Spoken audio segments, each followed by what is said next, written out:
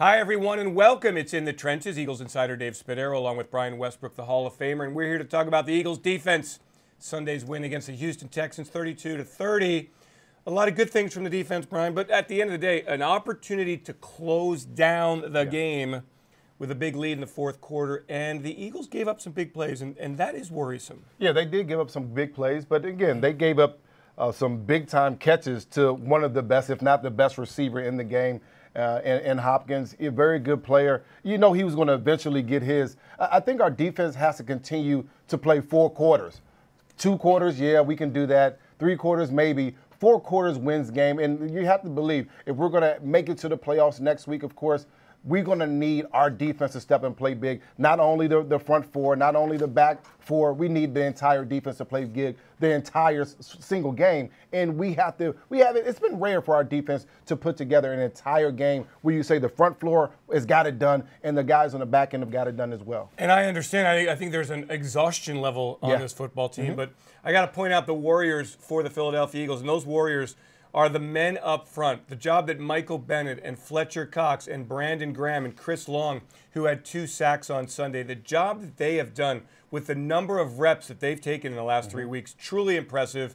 They have showing no signs of wearing down. They're actually showing signs, Brandon, of getting better. Yeah. These are veterans in the heat of a playoff chase, understanding that they have to deliver. They have to carry the defense, and they've done it. They have. When you look back to last year, we went 8 deep on that defensive line. And it was guys coming in fresh. They look great. But now you're talking about 5, 6 guys that are playing, and you're asking your starters to play a lot of plays. And you're right. It's time to dig deep. If you want to be that Pro Bowler, you want to be the best defensive lineman in the league, you have to show it now. And these guys have done a great job of showing that. Yeah, and in the back end, a little bit of help.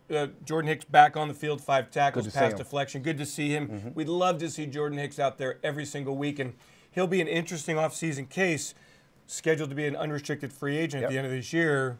Which way do you go? Well, you got to continue to hope that Jordan gets completely healthy. And one of the things you have to do in the offseason, Howie is a professional at this, is understand when to let guys go and when to try to re-up them again and see if you can get them for another year. Because of Jordan's injuries, I would think he's probably going to have to sign a 1-year deal. He try to get as much money as he can and then prove that he can stay healthy for the entire season. Certainly a decision that you talk about in the offseason. But I was just glad to see Jordan Hicks back out there again. In the secondary, Brian, one of the positives here has been the development of some young cornerbacks. Cravon LeBlanc at the nickel spot.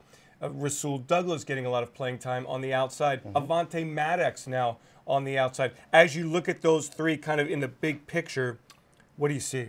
Most important thing is for a defensive back is that you have a short memory, of course, and I think these guys have done a great job of having a short memory, but you're competitors. Every single play you see Douglas, Maddox, LeBlanc, they compete, whether they got beat the play before or not. They go out there and they compete. That's something that you preach into them, you coach into them, and they've done a great job of making the most of the situation. Of course, there's been situations where we haven't had pressure on the quarterback, they still covered. There's been situations where they've had great pressure on the quarterback, and they're willing to make those big-time plays. They've done that in the past. It's been impressive to watch these young guys. Yeah, it's interesting. And another thing, when you look at the Eagles' defense, and you really don't have to worry about this, I don't think too much on Sunday against Washington with Josh Johnson, not to the level of Marcus Mariota and certainly Deshaun Watson, but the mobile quarterback, really difficult to deal with. And Watson hurt the Eagles on Sunday with 2 touchdown runs, broke the pocket a couple of times.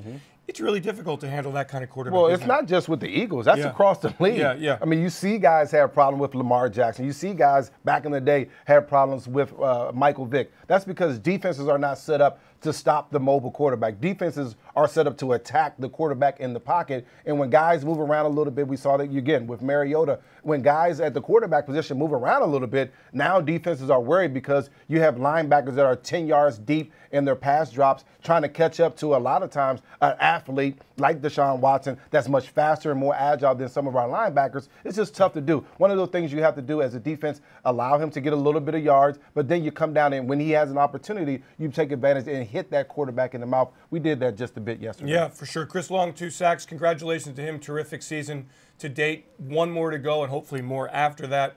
And then I got to give a shout out to the Eagles cornerbacks. We talked about it a little bit earlier. DeAndre Hopkins had 12 targets. He had 9 catches, 104 yards. And that sounds like a big day. But his long was only 18, and he had 0 touchdowns. And the Eagles knew, as every team knows, when you play DeAndre Hopkins, he's going to get his. but the Eagles made sure to keep him out of the end zone, made sure to keep him in front of the defense, made sure to contain him, and sometimes that is victory. The last 2 weeks, our secondary has done a great job of not allowing the big play. 18 yards is not bad. You're talking about one of the best receivers in the game. That's really, really good. Last 2 weeks, Avonte Maddox has been the difference, in my opinion. When you watch him on tape, he's aggressive. He definitely has a short memory, but he goes out there and challenges guys, wide receivers, every single possession. You love to see that from a young guy. There you go. That's In the Trenches. Brian Westbrook, Dave Spadaro. Happy holidays. Merry Christmas. Thanks for joining us for In the Trenches.